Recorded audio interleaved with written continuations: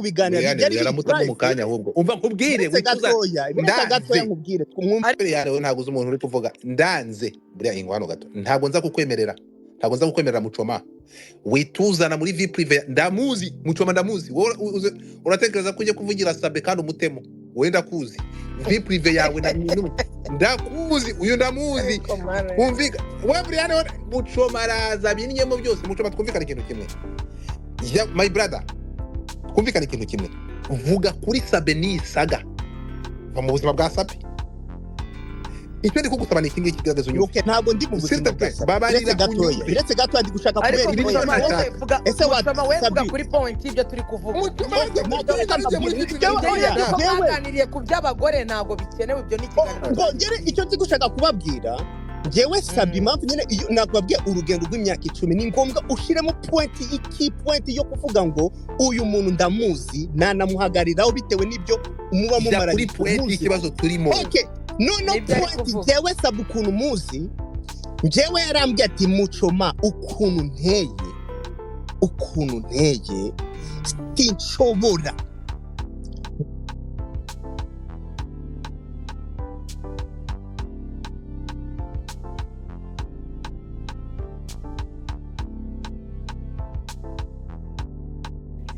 kwambikana uruga ndetse n'ibindi bidahesha isura nzima ikiremwa muntu bimwe mu byo dusaba ko inzego bwite za leta ndetse n'urwego rw'ubugenzacyaha aribo bakagombye kwinjiramo bidakomeje bityo sosiyete nyarwanda iraza gucikamo ibice urwango umutima mubi ndetse no kwibasira bimwe mu bice bya muntu cyangwa se ubuzima bwite bwa muntu bigize icyaha biraza kugenda byongera umunsi ku wundi muri space yateguwe na Godfara yayiteruye akazina ka Kasamutwe ndi Ndahiro Valence Papi. Thank you so much Papi. Beshi yafunga mike ubu ni gutegereze mu kanya uboneke. Murakoze cyane mwabyumvishe. Ibi ngibi nibyo bita inkuru turaza kuvuga kari imurore. Ni kinyarwanda mudashobora kumva ngo mu cyumbe neza.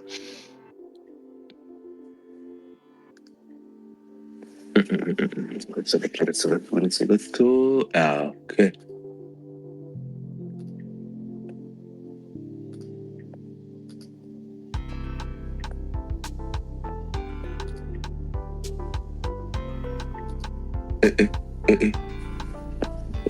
Please check your phone. Okay.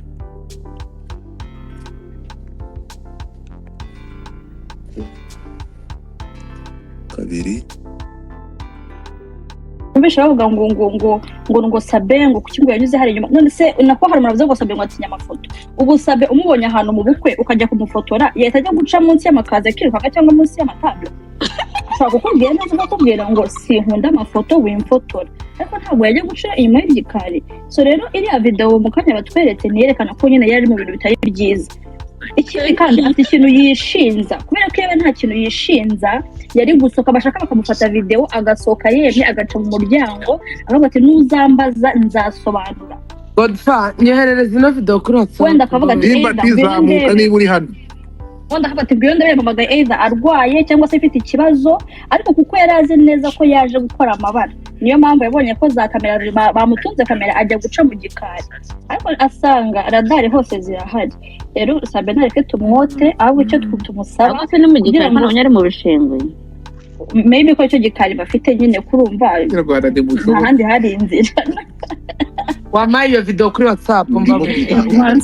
banza ahubwo nta n'ibishinga barayimuri inyuma y'inzu nabonye ariho bibutse ko gusakaza video bigize icyaha nta Bria tukomeze twihuta ninde uwase wasoje reka ndasoje Godfather ndasoje urarangije wase ndagaruka mu kanya bikaza gato maze ngira akantu twagiye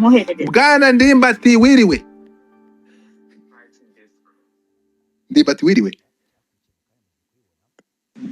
wiriwe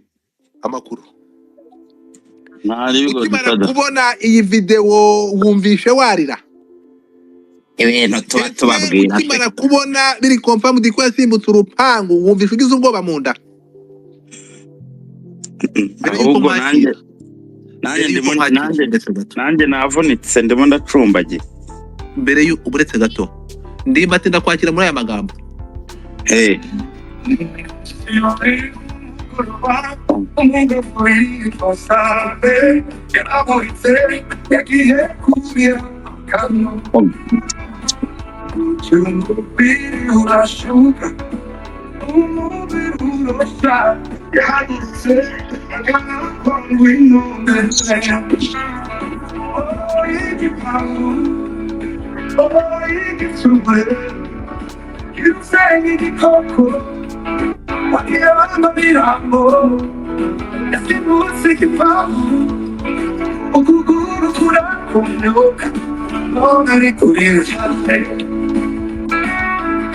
ndimbati wiriwe neza Godfather wumvise ugeze ubwoba mu nda si mu nda gusa ahubwo n'umugongo wacitse ngaho ijambo ni iryawe buriya rero ejo bundi nibwo twavugaga tukavuga abantu badutera amabuye badutera amagambo abantu baravuga bati ibintu nyamara biba biriho abantu bagahakana ubu se abantu baracyahakanara abantu nibaze twubaka urukundo rero noneho igihe kirageze abantu nibashaka inzobe kungiye kugeza aya masaha nta kintu na kimwe kiremeza ko Sabe yaravuye gusambana oya wasanga hariya kiriya gipangu uretse gato wasanga kiriya gipangu cyari gitewe n'ibisambo ngira ngo mwabonye aho batangaje ejo bundi bamaze abantu babazengereza icyo ni kimwe ikindi cya kabiri wasanga muri rupangu habonetsemo inzoka y'impiri uretse gato ikindi cya gatatu wasanga kiriya gipangu cyari gihiye amashanyarazi agifashe byose birashoboka umwana mwirirwa mushinja yagoha mwigeze mukora DNA ngo mwemeze ko ari ubu ureka kwigira indyarya mukajya muvuga side imwe Vibu yatuje kongera kuvuga yago urongera kuvuga ngo wamuvuze kare wongere ndimba komeza Godfather ureka kwigira indyarya rero nawe hari umuntu wirukanka nta kimwirukankanye ariko none se umuntu kuki Sabe yirukanka yarahunze iki hariya ibyo byose uri kuvuga ko hatari hahiye ko nta mwotsi twabonye ko nta nzoka twabonye abari bahari ko babashaka kuyica ko nta bisambo byari bihateye hari n'abandi bantu wabonye urinda kuvuga ko umuntu yagiye gusesera hariya ahubwo se urubavu rwagumyemo ko nabonye hari n'ahantu ikintu cyamudikure mu rubavu ushyizemo ubugome nawe reka gushinyagura kuko ndabizi ntabwo reka gushinyagura nawe ukubitiye mu mavi ariko se ndinda gushinyagura ushyizemo nawe ubugome ibintu byagaragaye se ntabwo mwabonye ikintu mu rubavu we kuko iki ntabwo mwabonye ikintu mu rubavu ikintu cy'umuzi w'igiti cyashaje ntabwo mwakibonye reka njye wenda mvuge ku ruhande tureke ibindi bintu ibi bintu byose bikwiriye kuduha isomo njye nabwiye abantu ngo igihe kiragera byose birashoboka ibishoboka rero ntabwo bishobokera umuntu umwe bishobokera twese ego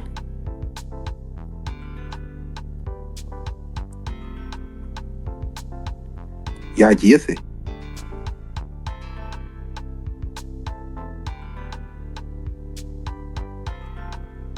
nagira ngo nsaba abantu bose bafitanye ibibazo ko bakwiriye kwegerana bakabicoca bakabirangiza bakagira urukundo kuko aka kanya turimo tuvugana ibi bintu bikwiriye kuduha isomo ndimba muri ibi bintu utibigomba kuduha isomo ibi bintu turi kuvuga kuri Sabe uretse kubona ari kuguruka kandi ari icyamamare ibintu yakoze bigize icyaha oya bigize amakosa oya Sabe hari umurega ntago bigize amakosa ntibigize icyaha ahubwo bigize amakuru ashingiye kuki ashingiye kuko ujya kuri space ugahamagara abantu ukaduhuza abantu barenga 1,000 na magana abantu bose bakaza bakavuga ku muntu umwe bigize icyamamare gutanga akazi byaguhaye akazi wakagombye kuba urimo gukora ibindi twakagombye kuba nanjye hari yavuze nibyo narindimo gukina birimo narindimo umva wowe Godfather aka kanya byaguhaye akazi rero none se wagira ngo abantu barimo gusimbuka ibipangu bangana iki barahari hari n'abaryamye aho ngaho mwebwe murimo gutekereza ariko kubera ko umuntu wese agerwaho n'igihe cye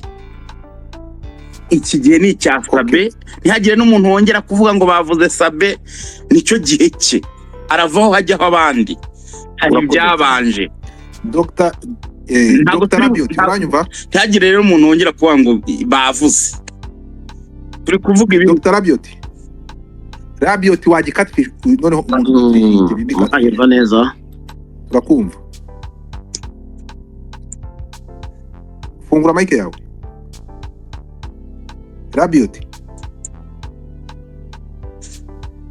Rabiot fungura mic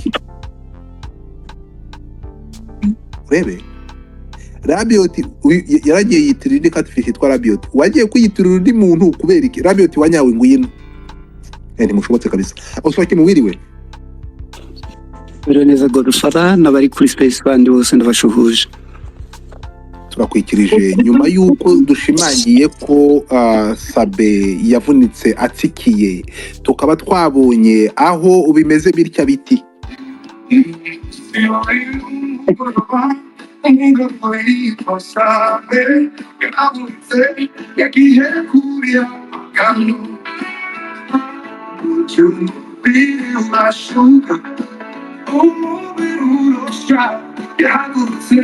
Agana kwangu inomebe igipangu igisure insenyi igikoko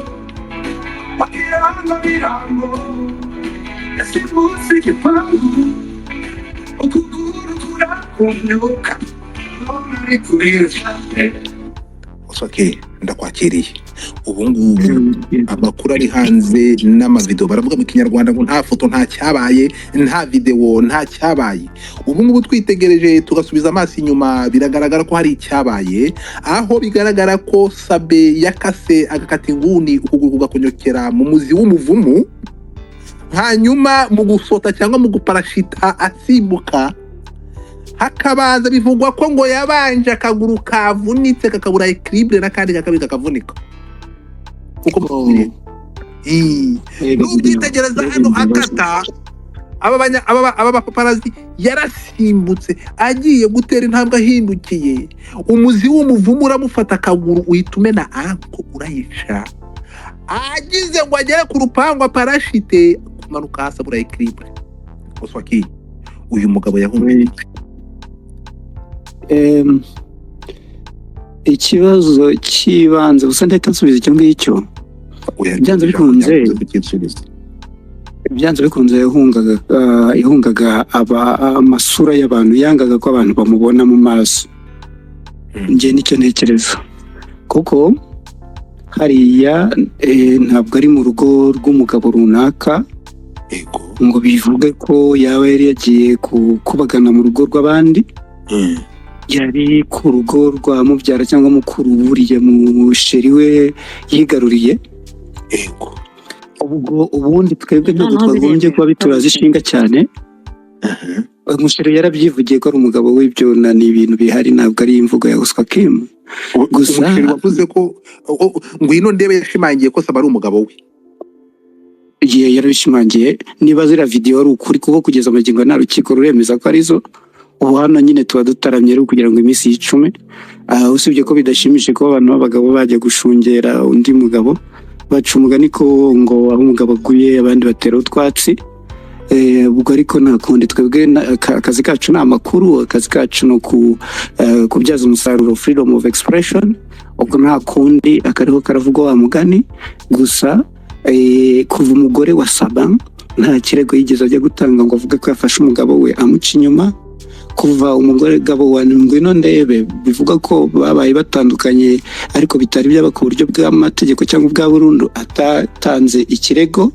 no kuvuga ngo bano bantu twebwe ni sosiyete ibashungereye kubera ko wenda ari ibyamamare naho ubundi kugeza amagingo aya nta cyaha gihanwa n'amategeko kiri muri biriya twabonye kereka niba icyaha gihari ari ugufata amashusho utabiherewe uburenganzira ariko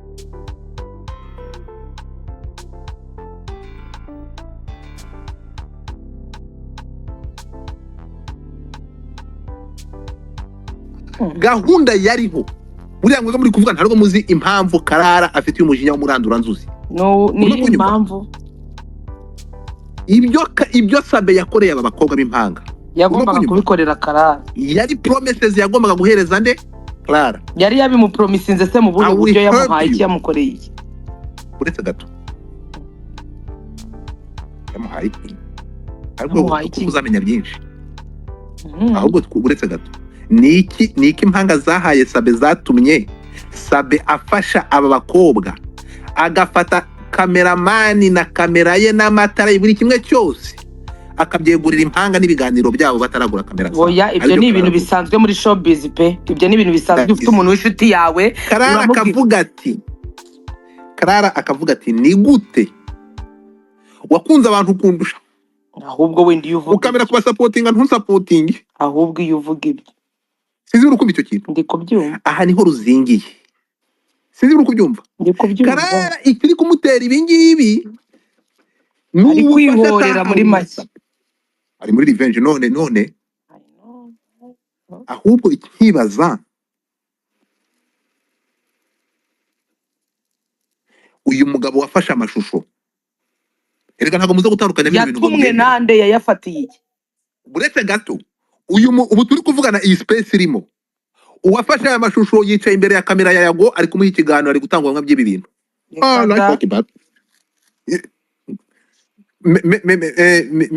Meki baba rufungure make we gato.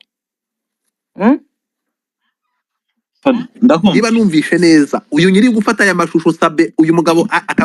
akaguru gafatwa mu muzi w'umuvumu, kiriya giti Sabe avunyemo. Buriya Sabe yavunitse kabiri, Sabe yakubye akaguru mu muvumu, asimbutse akaguru kamwe biramunanira, kamwe kari kabuze equilibre n'akandi karavunika, birababaje. Niba nabyumvishe neza uyu mugabo wafashe aya mashusho ngo yitwa nde, ari hehe uturuvugana? Yitwa John. Tumwita si John, ni John zinanze si John. Si John bari he? Yayafatiye iki se? Yababwiye ko yayafatiye iki? Pese ntago nyiza, ariko uyu mutipe atuye muri cya gipangu. Kumvishe ko yabwiye Sabe ngo, ariko Sabe ngo aretse ibyo ngibyo ngo sinzi ukuntu yambwiye ngo wahindutse ukareka ibyo bintu urimo ko bitari byiza. Muri iyi video muri iyo video ni ibiki rero yamubwiraga? Gusa kumenya space arimo ahantu hari ntago nabwira ngo ari aho yagari, nibwo niko cyo nagusubiza, kuko namunye imbere ya kamera Yago. Wamunye imbere none se Yago yavuye i Bugande?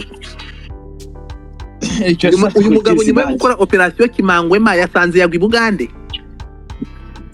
Ahubwo n'ibindi murabitubwira. Ibi bintu rero bino bintu birimo magoye cyane, hari ibintu byinshi. Nakubwiye ngo niwumva kano ka video nakinnye ngo sinkumvishe uwo muntu, ni ukuvuga ngo ibi bintu byose nyuma yuko nyiri gufata video ari imbere ya kamera ya Yago mu Bugande, Yago yatanze ubutumwa bugira burya bugingo. urebye uko nabibwiye ihangane wumvira, urabitwumvisha kugeza ryari? Ariko buriya okay ntaribi, reka dukomeze ahubwo naye kereka niba ari ikindi kintu ushaka. Yes.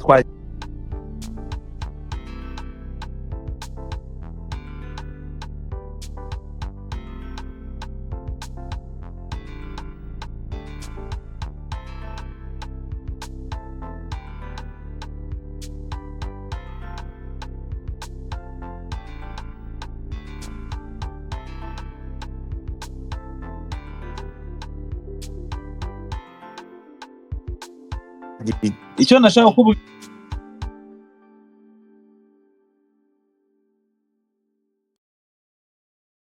imbere buriya ariko njyewe Godfrey reka nkubwize ukuri urabyemera yuko nta bintu bya danje nta kintu cya danje na kimwe kirimo hano sibyo ahubwo njyewe ndimo basi reka uribeshya tubyemere cyane pe ikintu buretse nyine cyadanje mwumvikane buretse nyine amakosa abaho ariko se njye noneho ndimo ndareba abandi bantu bahera kuwa mbere kugeza nubwo bajyana ngo imetero kujya gupima igipangu ese ubwo reka badapima ngo bazi igipangu urwo ariko none se rukundo ntibahakana ko atahasimbutse ariko se kuri gufata saba ukamugira simple revido ukamugira nk'umwana wa gatongore ntabwo ariko ntabwo ari bimeze umwana wa that's name gatongore ariko umva nkubwire turi kuganira turi kumvikana sibyo hano buri muntu wese arakosa ku kigero cyiwe kandi urabizi neza ko hano mu Rwanda iyo ufite izina rwose ugakora akantu ewana barakurira kabisa barakurira kabisa sibyo ariko niba okay wenda ndabyemeye pe ino video ya kabiri isohotse iratwemeza yuko icyo gipangu yagisimbutse ibyo ntago nabihakana kuko niba narabonye video ya mbere aryamye hasi yavunitse nkabona indi ya kabiri y'imyenda arimo araca mu kantu k'agaferege ibyo byo rwose biragaragara pe sibyo ariko nk'uko mwabivuze uwo ntabwo murigera mubona iyo video ngo wenda basambanye kuko mba numva ariho muganisha cyane ariko se ninde muntu ugeze ubona box ya Sabe oya nyine nibyo ndi kukubwira ariko genda ku ma YouTube hose urebe genda ku ma YouTube hose urebe impamvu y'ibi bintu niba bari kukubwira nuko muri ngo turi ntabwo ngiye ndi kwenjoyinga video ndi kubona kuzinjoyinga sindi kwishimira kwenjoyingamo ni igiki Godfrey umugabo sibyo nawe nagwaye urugero ngo ejo bundi hano baraje bakurimira hitaka ya debeli ntitwayenjoyinze twumve ibi bintu umva twumvikane ni ukuvuga ngo ikintu ugomba kumenya ntiwumve ko turi gushinja umuntu ibintu no twumvikane ikintu kimwe oya ntabwo nigeze mvuga ko muri gushinja ariko uburyo nyine uburyo muri gushyigikira none se reka nkubaze ubu reka ko Clara yaje akavuga ngo ntabwo arimo arasenya ngo ari kubaka ndakubajije buriya arimo arubaka cyangwa ari kurusenya noneho ahubwo byanyabyo reka nkubaze dusubire inyuma nsubiza yavuze yuko ngo adashaka ngo gusenya gusa ngo yagera ngo abaprovinge longo ko ibyo yavuze ari ukuri nanjye ndakubajije nk'umuntu w'umugabo nka Godfrey arimo arasenya cyangwa arimo arubaka ndagusubiza muri aya magambo nakubwiye nituvuga kuri iyi saga iri kuzana ibi bimenyetso ntabwo turi busimbuke kese ya mbere aho umugabo yatabazaga ko arimo gusenyerwa na Sabe tujye tuba honete hanyuma mbere yuko mbere yuko tujya mu nkweto za wenda kwiyamye uri kuza kuntera iseseme ngo ni muting desire ndamutinga se ni muri space yawe cyangwa ni ya bene wanyu baje gukorera gateka iyo bahe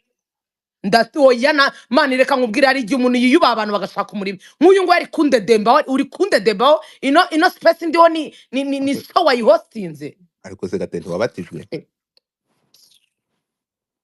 komeza uvuge Godfrey ndavuga nti twumvikane ikintu kimwe niba dushaka gusasa inzoga ariko se mwagiye mugira imana ngiye narabatijwe ubu Godfrey ntabwo nemeye gufata ubwenge kaburambika hasi niyo mpamvu nakabaye ngundi gukora advocacy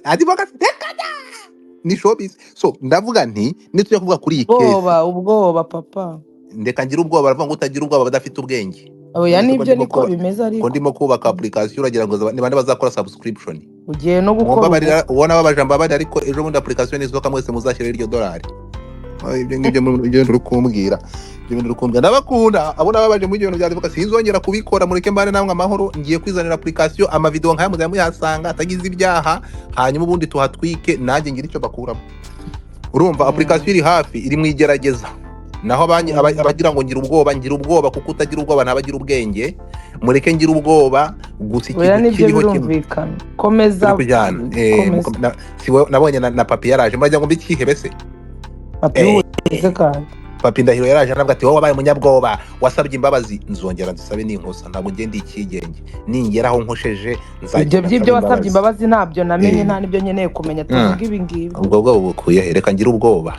mfite impamvu nagize ubwoba ni byiza ariko ni byiza mani iyo umuntu ari mu makosa agasaba imbabazi nta makosa nakoze ariko kuyoba ni ikintu kimwe reka tugaruke ku cyatuzanye uyu munsi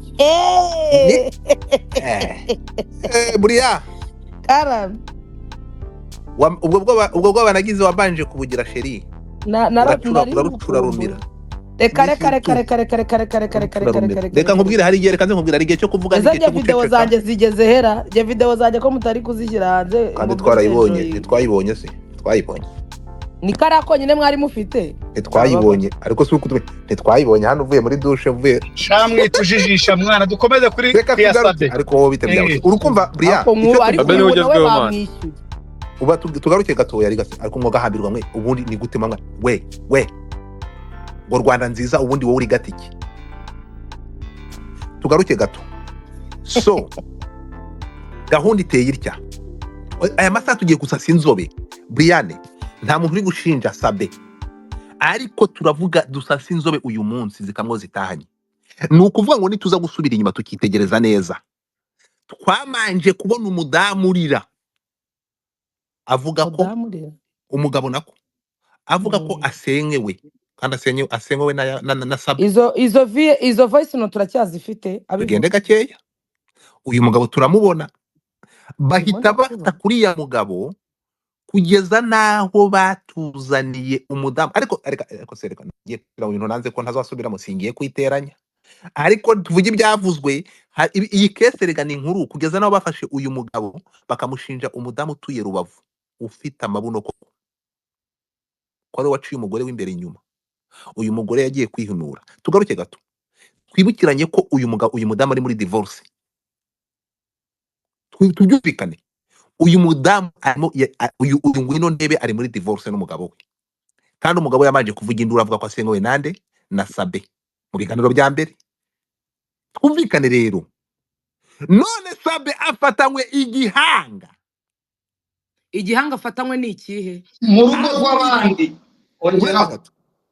twasasa inzobe hano rero kubivugaho mbere yuko tugira Sabe imwe tukumva ko tugomba kurenzaho tumaze tugire n'umugabo sobanurira n'abantu icyo gihanga afatanywe sobanurira n'icyo mvuga gatoya uretse gato abe uretse gato gusa ihangane Brian niba ikiganiro cya mbere waracyumvisha hari umugabo wa complainingaga wategaga moto agasanga umugabo ko afashe Sabe niwe mugabo wagurutse wa mbere yegera Karara bijya hanze tugende gake mbere yuko twemera ikintu kimwe icyo duvuga Sabe ntabwo yaciye nk'amabere hano hari n'abagabo baraye barongoye abagore batarabawe ibi ngibi nta kintu cya danje kirimo ariko kuvuga ngo ntibivugweho uriya mugabo we aya masaha uri muri process za divorce bigomba kuvugwa kuko nta muntu hano muri no mihanda utajya uvugwa iyo ibintu bye bimenyekana urakoze cyane hanyuma Sabe hariya yahunga giki rero reka nanjye nuvuze ngo tubigendeshe gahoro urabyemera yuko urabona ko iriya Sabe yasohotse mw'iriya nzu kandi yasohotse hari umuntu already telefone ye uri gufata video urabyemera igo ndakwemera ni ukuvuga ngo uwaje gufata video Sabe nuko yari azi neza yuko Sabe ari muri iyo nyubako uri kubyemera se byo uravuze ngo umukobwa ndi gukubwira ni biragaragara ko umuntu wafashe iriya video Sabe Sabe asohoka kamera iriho nyine yari iri kuri codinga kabisa ko uwo muntu yari abizi neza ko uwo muntu arimo sibyo cyane ahubwo wakibaza uwo muntu yagiye gusetinga kamera urabona iyo uri mu nzu y'umuntu ntabwo ubuzi ibyo barimo either aricaye cyangwa se wenda niba ari no gutera story buri wese aracecetse ari muri telefone uri kumva byanga byakunda hari impamvu uriya muntu yashyizeho kamera agafata video hari n'impamvu nawe uwari uri mu nzu nawe yasohotse ahunga aho kugira ngo ahubwo avugane n'ufite kamera banumvikane binarangire no mukomeze ariko mbanje gutanga ntuza yanjye point of view murabona ibyabaye nkuko twabivuze na mbere yani ni scenario irimo utintrigue twinshi irimo ishobora kubyara inkuru zarangiza umwaka ariko uburyo bwiza bwo kuzimya iyi skandale bufitwe na Sabe rwose arimo we ku giti cye arimo kwisenya kubera iki Sabe wenyine se kandi muvuga ko yari ari kumwe n'undi mukobwa etse gato mbanze mvuge umukobwa we nawe ndamugarukaho umukobwa nawe nabonye hari nk'amavideo nk'abiri cyangwa atatu amaze kuronshinga kuva byaba ariko nta mucyo yashatse kubishyiraho which is not good. Mm. yagombye kuba yaravuze ati inshuti zacu hari ibyo ni navuzweho uburenganzira bwe ariko yetse gato manze numve neza kandi tujye tugerageza turinganize ubwenge hano twumvikane neza turebe ubundi space yagombye kuvuga iti iki kibazo Sabe aragisohoka mwate kongera nicyo kintu kimuhangayikishije haragisohokamo se hari umuntu hari icyaha kirimo aho ngaho arinda kujya gusohokamo ni iki kuvuga kenshi ni kuvuga ibitarimo intuza bitarimo point ni ukuvuga ngo ahangaha kuva ku munsi wa mbere byageze aho bashyiramo n'amametero n'ibiki byose ndetse ntabwo ntekereza ko hari aho biri kumwubaka sibyo n'ejo hazongera hasohoka ibindi nyamara yasohoka mbere akavuga ngo koko naravunitse byagenze gutya ni jyewe n'ahantu henshi aba big icon iyo hari ikintu cyababayeho batanga umucyo gutanga umucyo nibwo buryo bwiza bwo kugira ngo abari bukurikireho bavuge ibintu ariko mu by'ukuri wenda unavuge ko bagusebeje kuko ibyo watanze byari byo niwo wari uhibereye so byantunguye kubona noneho habonetse izindi video kandi bavuga yuko zihari ari nyinshi none hakenewe ama episode angahe kugira ngo Sabe we ibi bintu abishyireho umucyo birangirire aho ngaho none se ubundi nabishyiraho umucyo izo video bazareka kuzisohora obe ingo bizahita bihagarara I'm telling you ariko se urakoze kuri point view yawe reka nkomeze muri ubu buryo rero twumvikane ikintu kimwe ariko Godfather ibyo avuga nageze no kwikubwiraho so kugeza ubu twese twamaze kubona ko amashusho ahari ariko Sabe ni umwe mu bantu bashobora gutuma bikomeza cyangwa bihagarara kubera ko already aragumya gutanga ikibuga baragumya gucukumbura bazana n'ibitari byo bandi bazana iby'ukuri aje akavuga ati sorry byarabaye nta n'umunsi ubundi bamutwara icyo bamutwara nkuko twabivuze ntawe bitabaho niba ari no mu kagambane bashaka kuza sinaba akajya muri details z'akagambane arimo ajya kuvuga ngo ariko abantu bakunda inkuru mpaka nabonye na wa mumama wambaye ibintu by'umutuku nawe ngo yaraje gukora ikiganiro ariko wamana kababwira ikintu kimwe ariko se nabonye n'undi ngo ni umumotari ngo wamutwaye ariko mana Kigali bari no gahunda ukomeze making music ngo dore ko twakira umuntu ikintu kiriho ni kimwe Sabe he's a public figure kumuvugaho ntabwo ari ukumwibasira cyangwa kumuharabika oya ntabwo ari ukumwibasira pe nkuko nabandi cya kabiri urimo kumva ikindi cya kabiri iyi nkuru nakasa mutwe nujya kwitegereza abantu ntuza Clement none Clement disi avuye hano aravuga ati ndi kumva najya gusaba imbabazi kandi ikintu kimwe Garumva yajya gusaba imbabazi ngo karara afite byinshi ariko tuze dusesengure noneho no kuvuga ngo erega ariko se ariko Libya yaraduhabuye ngo tuzongere kuvuga kuri Yago se ni kubera tutamuvugaho uyu muntu wafashe ama video aya masaka bari kumwe na Yago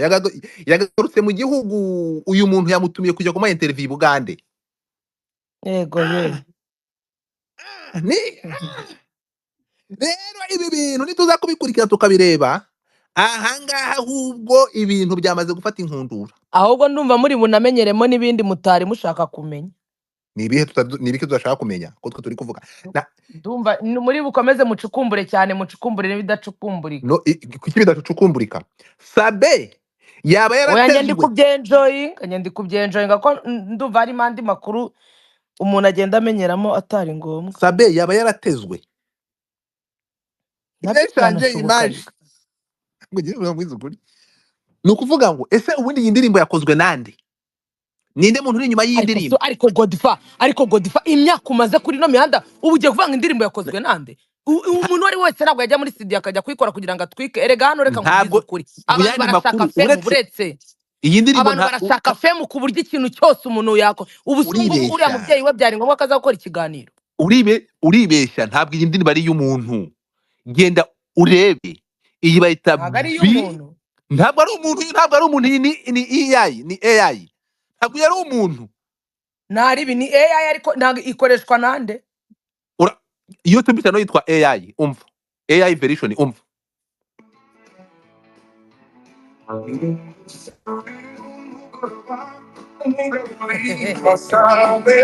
yaraburitse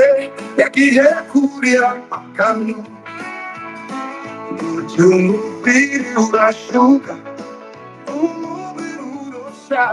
yagurutse agana kongo inomebe igipahu igisomwe yusenye igikoko wakiranga mirambo yasibutse igipahu ukuguru kurakonyoka none ari kurira cyane. indirimbo iryoshye kubi nuko iri kuvuga ibigambo bibi. So hanyuma ahangaha rero twumvikana ikintu kimwe ariko se ubaye ariko mana yanjye ariko njye buretse ubaye iki tugende gakeya rero ibiriho biravugwa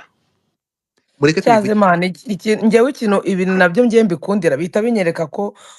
umuntu nyine tugeze ahantu hadanje. Niba umuntu ashobora gukora ikintu ijoro rimwe iki Rwanda rwose rukaba rwamenyeye wagwan Imana nk'ubu ngubu itubabariye bikajya nko mu bikorwa bizima byiza, umuntu akaza gukora ikintu cyiza nacyo kikamenyekana gutya. Reka ikintu cyiza Ndakurahiye Buriya ndakubwiza umva ukuri kumeze gutya ngo urukumva jewe ariko ugeraho kubaka unasone niba ari izina urwango ntabwo ari urwa ikibazo rero ndakubaza abantu bo muri quartier baraye burya ntabwo barongoranya icyo bagafata nshatse bangana bati kukubwira ntabwo mvuze ngo yuko ari we bavuze, ndakubwiye ni kuba inkuru mbi yaza gutya igahita ikwiragira cyane, no kuba umuntu yakora n'ikindi kintu cyiza ariko ntibagikwiragize. Nari nkubaje uze kunsobanura niba yaba ari urwango ruba rubirimo cyangwa ari ntabwo ari ugukunda inkuru mbi urwango gusa. nta nubwo ari no mu Rwanda gusa ni ku isi yose iteye. Ahangaha ntimuze kuvuga ni ku isi iteye niyo natire y'isi. Reka nkubwire iki kintu rero nkwibutse ko aya masaha yaba byakozwe n'umuntu usanzwe simple individu nta kintu byari gutanga, ariko ndashaka kugira ngo wumve ahangaha twumve Yego pe yego izina ibyo byo ikintu ndabyemera, kiremera bitewe ibyo byo n'izina. ndabyemera ku muntu wese ufite izina rizwi aba agomba kubyishyurira. Navuga ko ari nko kuryishyurira kabisa, ni Ngaho reka twumve ukurisorera igitsina pe. gore, reka twumve umugore hano arabivuga wiki fata ijambo wowe nk'ibintu Yego nk'umuntu wabikurikiye. Reka twumve abantu, reka wumve ukuntu abantu reka babyumva. niyumvire njyewe mana nari Fafa reka fungura niyumve mike yawe. nari merutse inkuru Izi ziryoshye nk'umugore w'umuturanyi nubwo yamukozeho. Fafa ndabyumva urahari? uretse umwana ari kurira. Mutinga mike yawe Muchoma utashya imbizi Yes, n'abagore. yes wangu. Sasa cyokora reka mbabwire ikintu, iyi showbiz igiye kuryoha cyane. Kubera ko kera najyaga ntekereza ariko kubera iki twebwe tutagera abapaparazi bazajya batwirukankaho mu mihanda ngo bagurisha amakuru. None kubera ko abantu bose ubu ngubu bamaze kuba abanyamakuru, basigaye bafite amatelefone, basigaye bazi ko video igomba gucuruza, ubu ngubu ni ukuvuga ngo mwa bantu mwe nimwubake izina, kuko izina ryanyu mugiye kuzajya mukurikirwa n'abapaparazi nka 500 kuko bazi neza ko bagiye kujya bacuruza video zanyu cyangwa amakuru yanyu. Bisobanuye ngo rero showbiz igiye kuryoha cyane pe. Icyo kora buri muhanzi wese, buri muntu wese uri public figure amenye ko imihanda yarahindutse. Niba ugiye guhitamo kuba umusitari, ubu ugiye kujya uvugwa. Ako ngako kari gaciyemo. Reka noneho mbabwire ikintu rero cyo kuri Sabi. Umuntu wese ushobora gusesengura Sabi uwo ari we, n'impamvu n'umuryo ushobora gutekereza ko ashobora kuba yagiye gusambana, bisaba ngo ubumuzi neza mwaranabonanye, kuko ushobora kumusesengura utamuzi, umubona hari inyuma ya kamera ukaba ushobora kwibeshya. Ikindi kintu numvishe Godfather ngiye iyo ni point imwe ndaza kwisesenguraho gatoya, ariko reka tube twifatiye aho ngaho. Indi point ya kabiri Godfather nigeze numva uri kuvuga ngo kugusesengura video ntushobora kwibagirwamo ngo wa mugabo wa Ngwino Ndebe. Icyo ndacyemeranya nawe, ariko nanone hari indi point muri kwibagirwa kandi y'ingenzi cyane, nuko iyi saga ntushobora kuyibagirwamo umuntu witwa Yago. Ibi bishize isaga ishize na Big Energy, ako kantu ushoboye ukibagiwe, ushobora guhita wibagirwa point y'ingenzi cyane. Nibyo byonyine bishobora gutuma uvuga ati okay, iyi video iyi saga kubera iki ingana gutya. Noneho impamvu nshizemo Big Energy njyewe nagerageje no kuba reka muri ngusabe groupe ntongere y'aba gukoresha iryo jambo muri space yanjye okay batubwiye ko yes okay yago okay reka nukuvuga ngo umuntu ushobora kwibagirwa saga ishize yago niba Big hari Nage umuntu n'agatsiko byadamaje k'amabandi ibyo bya Big Nyashi ntabwo hano bikora bavuze ko ari agatsiko okay nta kibazo reka byavuzwe n'umuntu uri mu kazi Big Nyashi muri agatsiko umuntu ukibarirwa muri Big Nyashi ubwo ngubwo ufite ikibazo gikomeye komeza mbona ukuvuga ngo impamvu tudashobora kwibagirwamo umuntu witwa Yago muri iyi saga aka kanya impamvu Saba ari kuvugwa aka kanya ari uri kuvugwa noneho ni ukubera ko urebye neza mu bantu bavuzwe cyane na Yago nakubwiza ukuri abantu mwakoze research neza murareba mwasanga neza ko Sabi niwe bisa nkaho byadamaginze cyane kurusha buri muntu wese nubwo ba DJ Brian barimo na Jihad n'abandi ariko nujya no kureba na namba za Sabi zaragabanyutse ngiye nagwa n'ubuhamya kubera ko ngiye nagiye no mu magroupe y'iyi groupe ya Yago bafite na gahunda yuko bagomba no kuinscribinga channel ya Sabi ikamanuka ku rwego rwo hasi uwo ni wo mugambi nge nababonanye so bishatse kukubwira ngo rero buri kantu kariko kose niyo Sabi yanakorora bashaka uburyo bwari bwo bwose bishobora kugaragara nkaho arwaye sida icyo ni urugero nshatse kukwereka noneho reka none dufate Sabi ku rwego njyewe muziho noneho Sabi muzi imyaka nk'icumi ishize aba bakobwa bangwino ndebe ndabazi nje nakoranye nabo ikiganiro na Clara nawe naramubonye hari abakobwa nta nubwo ari bari abakobwa gusa mwebwe muzi hari n'abandi bakobwa abandi batatu nabo biyongera mu bandi Sabi yagiye afasha muri buriya buryo ni ukuvuga ngo Sabi igihe amaranye n'uriya mukobwa n'abari abakobwa bamaranye bashobora kuba birenze imyaka nk'ibiri niba ntibeshye kereka nsubi inyuma nkareba ibiganiro njyewe nakoranye n'uriya mukobwa nibyo uri kuvuga nibyo so bivuze ngo uburyo amaze kubamenya birahagije cyane ku buryo Sabi ashobora kugendana n'uriya mukobwa mu modoka ashobora kujya kumureba iwe ashobora no kujyana nawe bagiye gusura umuntu uwo ari we wese ashobora no kumurongora aha noneho ikintu cyo kumurongora ndaza kukubwira impamvu nshidikanya ikintu cyitwa kumurongora none icyo nicyo ngiye kukubwira nk'umufilozofi ariko none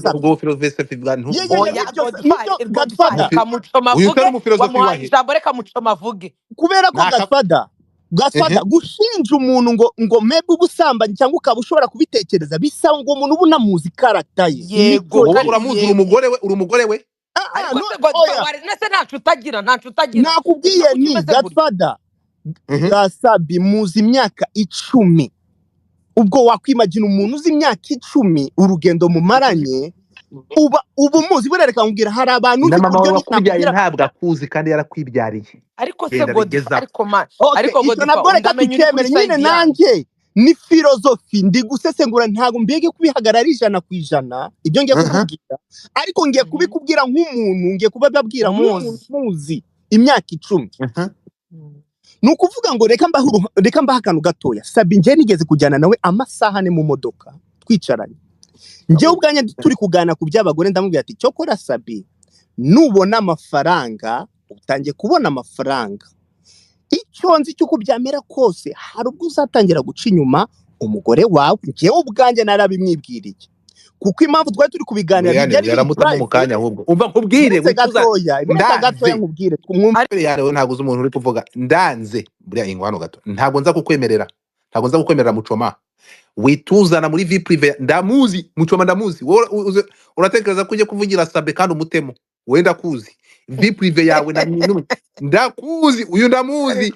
twumvika we Brian Muchoma araza binyemo byose Muchoma twumvikana ikintu kimwe my brother twumvikana ikintu kimwe vuga kuri Sabe ni saga va mu buzima bwa Sabe icyo ndi kugusaba ni kingi kigaragaza unyumva okay ntago ndi mu buzima bwa Sabe biretse gato ndi gushaka kubera ese wavuga kuri point ibyo turi kuvuga baganiriye ku by'abagore ntago bikenewe ibyo ni ikiganiro icyo ndi gushaka kubabwira njyewe sabe impamvu nyine iyo nakubabwiye urugendo rw'imyaka 10 ni ngombwa ushiremo point yo kuvuga ngo uyu muntu ndamuzi nanamuhagariraho bitewe n'ibyo muba jya kuri mumaranye point muzi y'ikibazo turimo. okay no nibyo ari point kuvuga njyewe sabe ukuntu muzi njyewe yarambwiye ati Muchoma ukuntu nteye sinshobora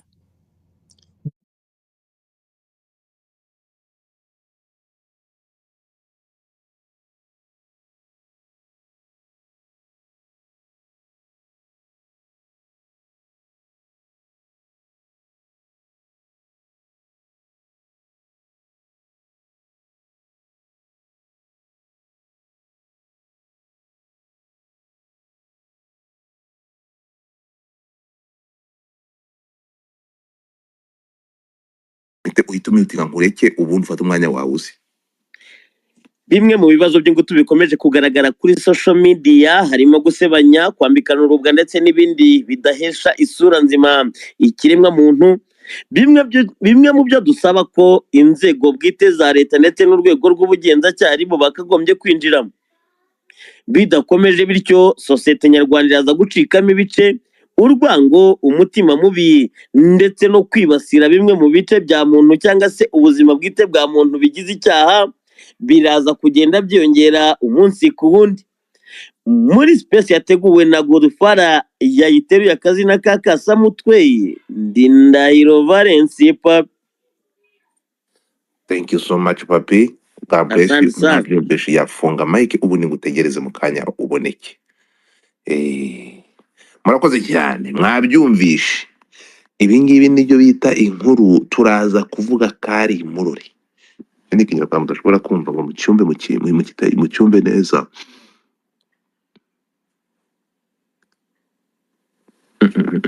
It's gato. Okay.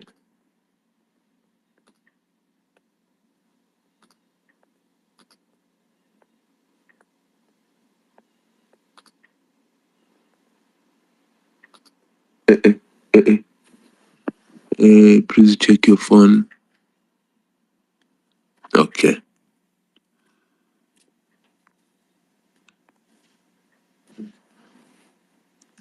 Kabiri 50 6.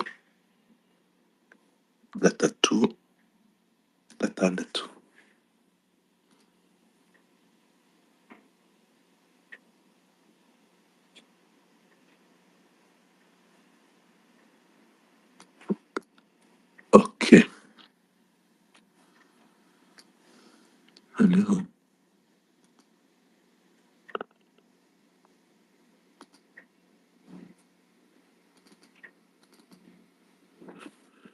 okay.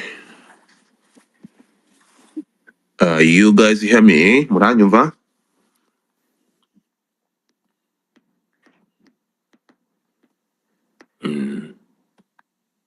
Musome ku mazi. Munywe ku mazi inze.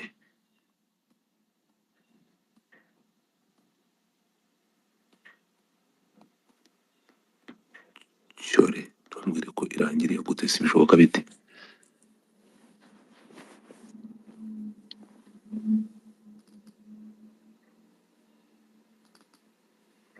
Ni gute se iyi ngiyi ibimeze uko?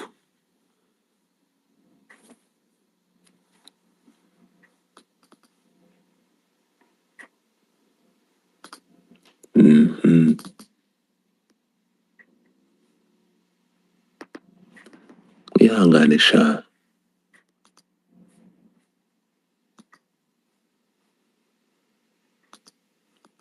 Hanyuma funguka.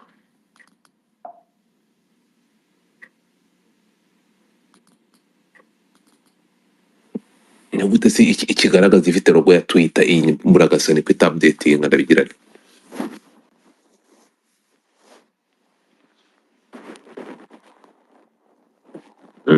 Abantu bamaze kuhagera Jaboy.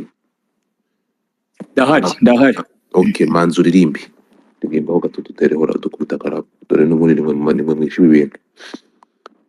Mbakubita karapu. Mukirira aba bantu. hari akantu yagamba kubita kane. Okay,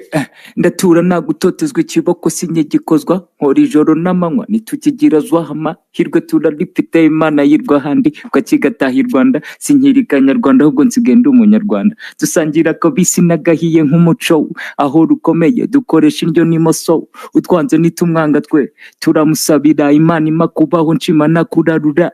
revolution ikomeza amateka ya mirambi twicaye ku misambi twafatishije urutambi I'm like needle still like go stay out friend umunyarwanda back again Karasoje mwishyure tip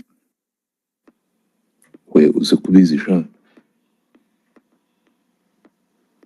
hanyuma nimwe ndi kubabwira anatandarika njye babwiza ukuri mujye menya ko n'ibindi bibaho aba muntu wese wumvaga televiziyo cyangwa radio Rwanda ikora igafunga saa sita umva hano uyu mugabo ninde Radio Rwanda ivugira i Kigali muri FM kuri megahertz 99.3 megahertz 100.7 megahertz 100.4 megahertz 96.5 megahertz 103.2 megahertz 89.9 megahertz 92.4 megahertz 93.5 na megahertz 95.1 ivugira kandi no ku murongo wa metero 49 kuri kilohertz 655. Dusoje ibiganiro byacu by'uyu munsi tuzongere guhurira ku maradiyo yanyu ejo mu gitondo isaa 10 iki Kigali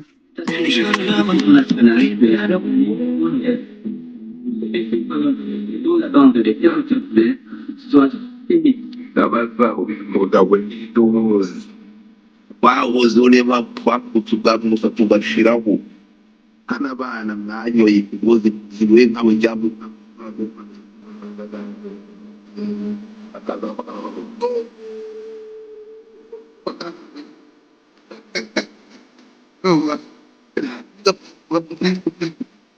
Tubuira nifugira urumva itazo nitsabura teye urumva atwe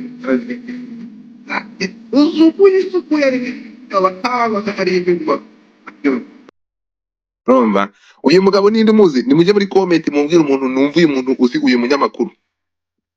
kimworo cyawe ndagikora uyu mugabo yitwa nde Rwanda ivugira i Kigali muri FM kuri megahertz 99.3 megahertz 100.7 mugabo ninde yeba abantu baranga mumaze kandi muri comment ndore n'abanyamakuru badafite abalora umudo uyu mugabo ninde mukanya dutegereje ko mugabo aboneka tukaza gutangira muve muri comment zanjye muve muri ndashaka kureba abantu mwahozeho ahangaha niba uri umudamu ubu ngubu muraza nkeneye abantu babyiye insinzi batanze ku nsinzi nimumbwire uyu mugabo yitwa gute Beti yaje Beti waburetse kumuvuga bakamagora rero Beti ashobora kuba ari umubi ufashe telefone gusa ntabwo ari kure so murumva mbere yuko dusangira itatuza nizo nazo kazinzira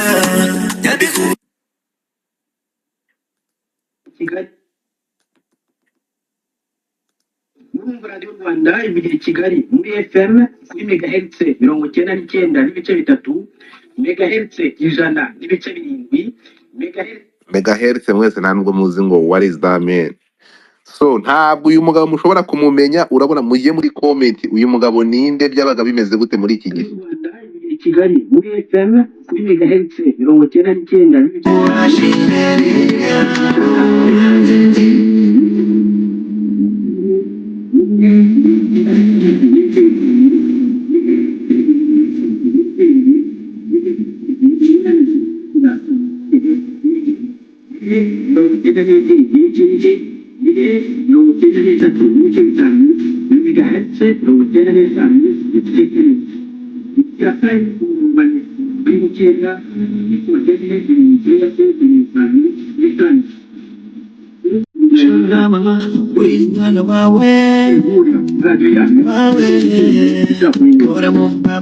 Enggak,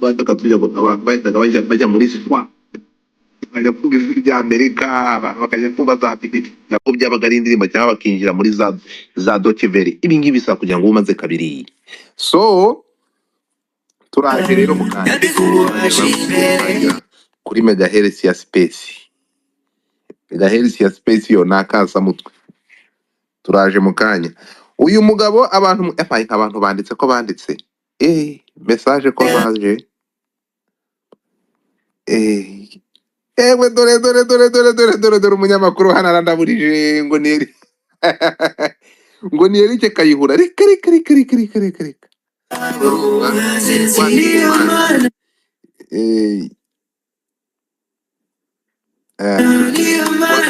hano ndi kuri abantu ba kera, noneho ndi ikintu kintangaje, abanyamakuru bamuyobewe sha.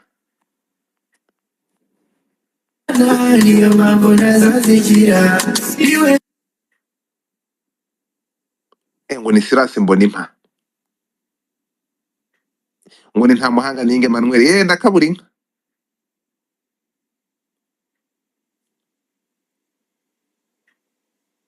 Ngo ni Sebasaza, Sebatware, reka dasha umva muri batoya kabisa, muri bato habuze n'umuntu n'umwe ubasha kumenya uyu mugabo ngo nindi. N'abanyamakuru mfite ariko nani wibuke ko iminota naguhaye, ndahiro papi, wibuke ko iminota naguhaye hafi kurangira. Gira vuba dore abantu baragutegereje kuje umenya kuri akasa mutwe. So ntabwo tugiye kuzura kabuze, ariko ibiriho turabivuga mu kanya. Reka mbazanire mwumve, twabazani umutwara sibo, ariko social media we YouTube channel zari zatejemo bagiye gushaka bamutwara sibo. Ndakurahiye wa mugore aravuga nk'uri gushya mu nda. Okay, give me a second wait. Chilled.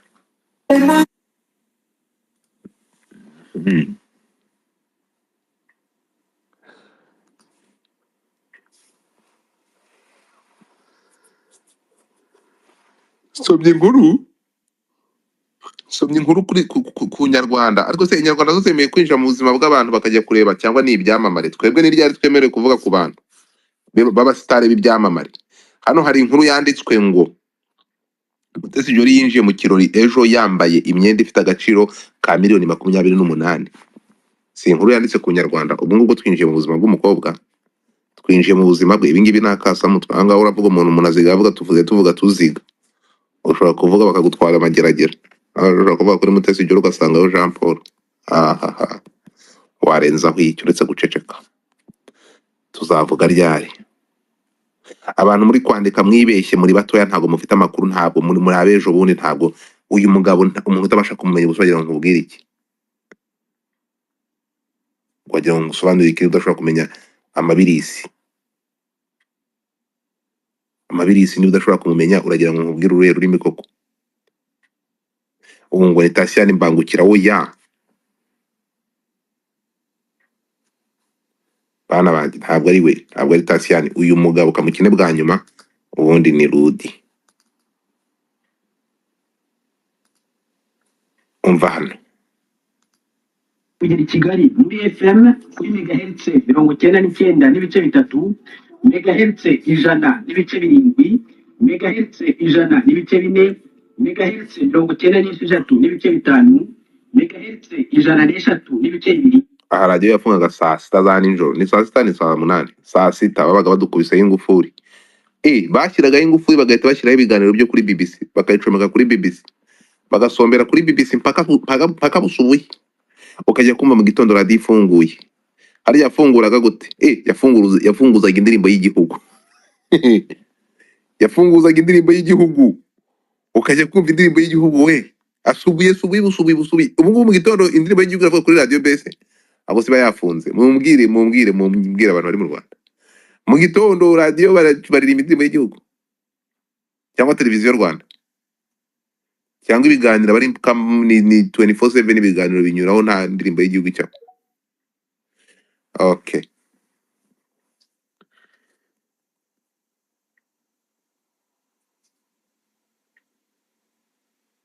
Tasiyani Mbangukira y'imfura Umutara. Ntabwo ariko bimeze. So okay, noneho tugiye kugaruka ahangaha gutya. Ibintu byafashe indi ntera. ibibazo bya Sabe byose barabiterura bitereka kuri wa mugore ninde bamwita nde wa undi ngo ngwino ndebe umutwara sibo ibintu akoreye ngwino ndebe nakasa mutwe. urabona ko naje nambaye rino myenda kugira mwereke yuko ariyo nari nambaye kaka cyukumvikanye n'ibiri kwaza ngo uyisaba umugabo wawe wowe bari bagiye wabibaza umuntu yakuye aha ngewe naje gutya nkuko nabonye bafirimye hanyuma haza umudamu w'inzobe wawe ndi mwabonye umufashe yari ari mu byahariye mutwara sibo wangaha turi iriya video ifatwa hari wa gatanu kuri 30 kuko twari mu gikoni cy'umudugudu uyu ni harya tewe uri hano inyuma hari n'abagenzi rega banyuragaho Sabe yarafataga akaguru urabona ko byanditse urabona ko ariya myenda yari yambaye sombe ingofero uriya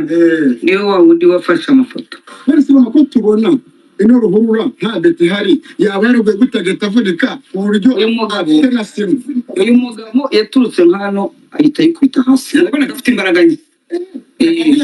ngo wamuburaga ameze nk'umuntu watsinze ameze nk'umuntu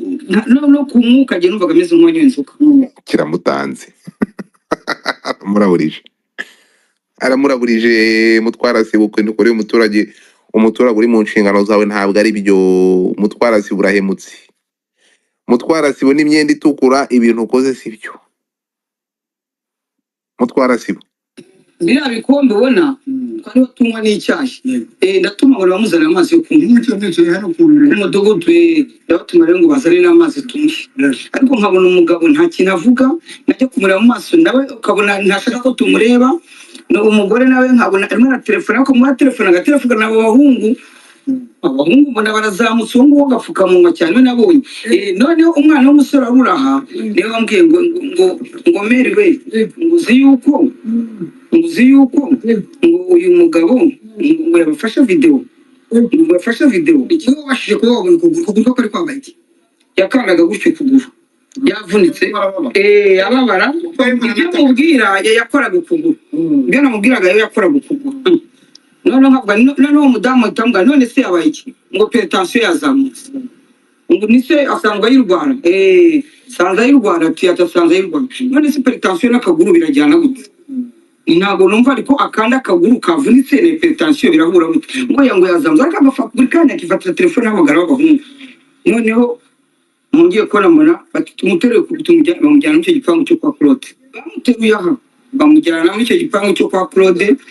muhita musanga abasore bahagaze nka batatu muri iki gipangu nyine urabona ko hari urugi rufunguye sinibaza n'impamvu yasimbuka kandi urugi ikintu kimwe cyo gushyashya n'abandi hano abo basore baramufata bamujyana mu gipangu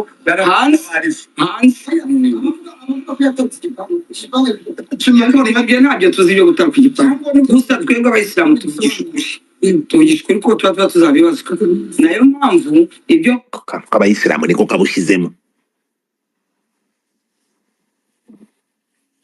abayisilamu niko kabi so akantu k'abayisilamu niko kafo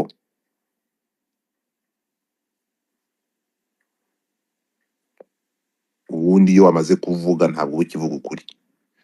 azironga bavuze buriya kuvuga ukuri kwiza ni ukwicecekera katwumvi vuga nabisubiramo ntabwo icyo kintu kizi oya akahoteli kari hirya harimo hari hafi ya serikali hino abambara bamushyire cyane cyo kuba bari bavuye muri hoteli agataruka iyi ni hoteli bya hoteli ntabyo tuzi nta niba umuntu hano ubizi muri karitsiye nasekejwe nuko bavuze ngo umuntu wamutabaye n'umugore ukora mu muhanda mugiye muri mu muhanda uzi ko ari izo nkuru bagiye bazihimba ukuntu hano murabona ko atari ruhurura nta ruhurura ihari nta n'umuntu ufite ifoto asimbuka igipangu ngo ayigaragaze negera numvise ngiye mu kabizo ntabwo ari se yasinze baranyimurira bazo umugore wundi noneho agenda baza ni se ni umugore we hebye ukuntu yambaye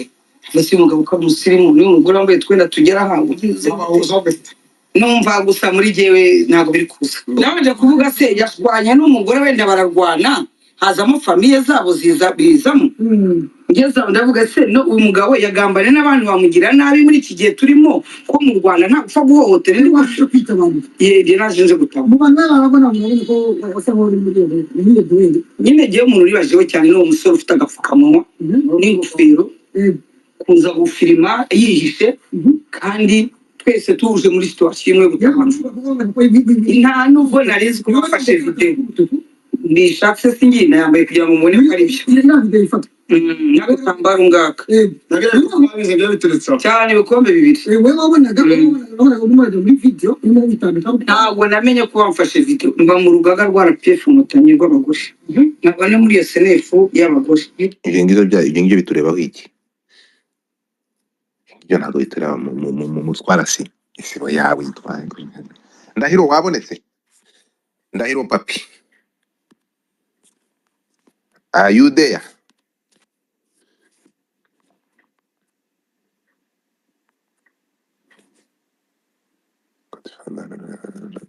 ntabwo ngo ndibuze kuyivugaho mbibutse ko ndimo gutegura cyangwa arimo gutegurwa hashtag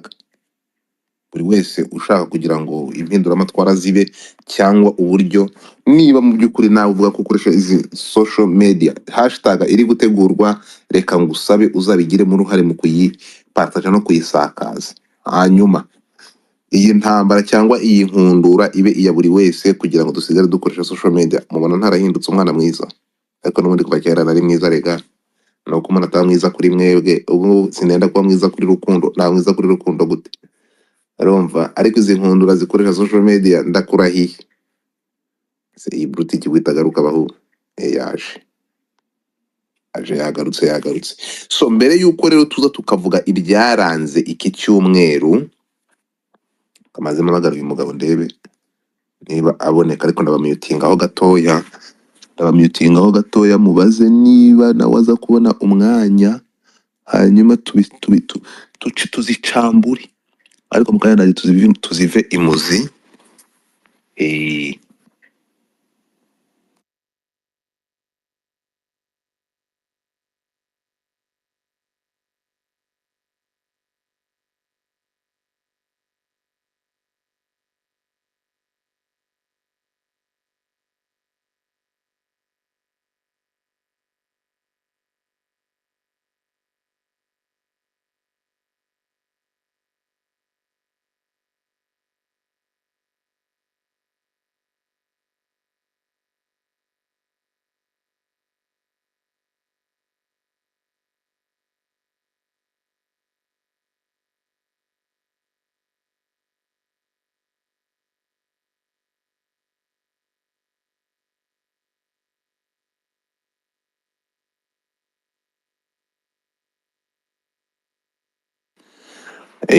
muranyumva ndimo kumvikana jabo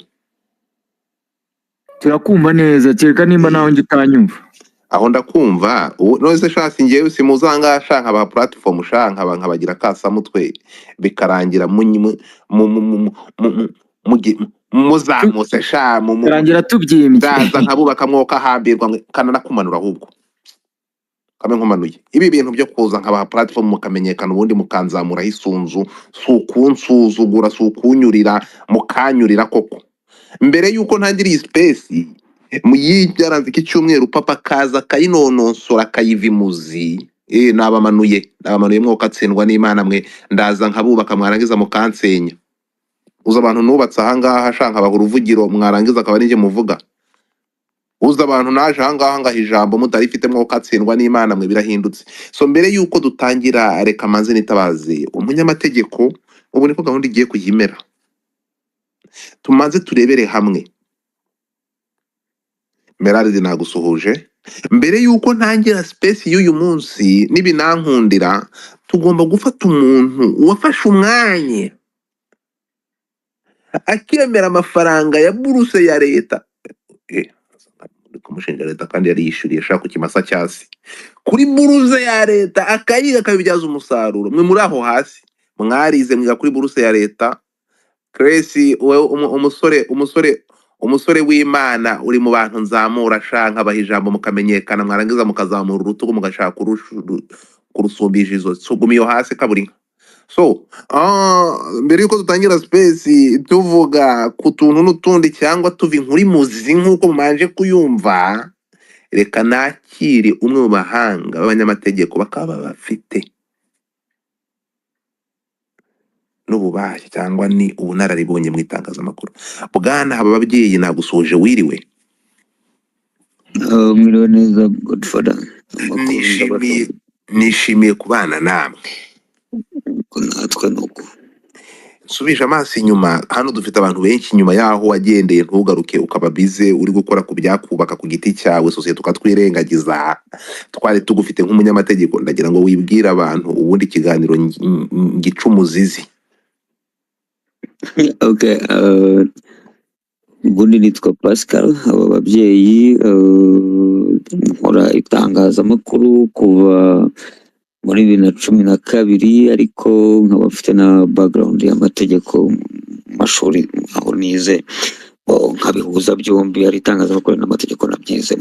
Yes, kugeza uyu munsi njya nkora n'ibya public relations, donc ni field eshatu zijya gusa,